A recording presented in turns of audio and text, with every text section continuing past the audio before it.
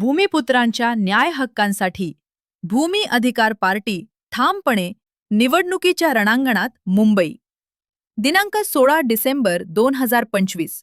मुंबई व महाराष्ट्रातील भूमिपुत्र, गरीब, शोषित व वंचित समाजाला गेल्या अनेक वर्षांपासून जाणीवपूर्वक न्यायापासून दूर ठेवले जात आहे.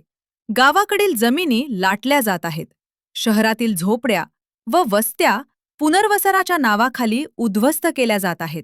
स्थानिक तरुणांना डावलून नोकऱ्या बाहेरच्यांना दिल्या जात आहेत आणि भूमिपुत्रांना त्यांच्या स्वतःच्या शहरात दुय्यम नागरिक बनवले जात आहे.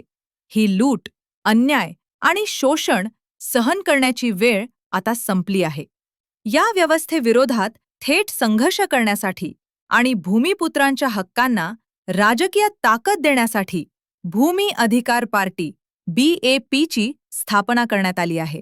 महानगरपालिका निवडणुकांच्या पार्श्वभूमीवर भूमी अधिकार पार्टी BAP भूमिपुत्रांचे मूलभूत प्रश्न, जमीन व घरांचा हक्क, पुनर्वसनातील अन्याय, रोजगार, शिक्षण आणि शहरी विकास यावर ठाम, स्पष्ट आणि तडजोड न करणारी भूमिका घेऊन मैदानात उतरली आहे. भूमिपुत्रांचा एकच नारा, नोकरी, शिक्षण आणि निवारा.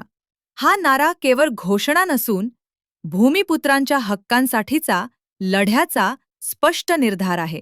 भूमी अधिकार पार्टी BAP ही भूमिपुत्रांना त्यांच्या हक्कांपासून दूर ठेवणाऱ्या धोरणांवर थेट बोट ठेवणार असून अन्यायकारक व्यवस्थेला आव्हान देत भूमिपुत्रांचा आवाज सत्तेपर्यंत पोहोचवणार.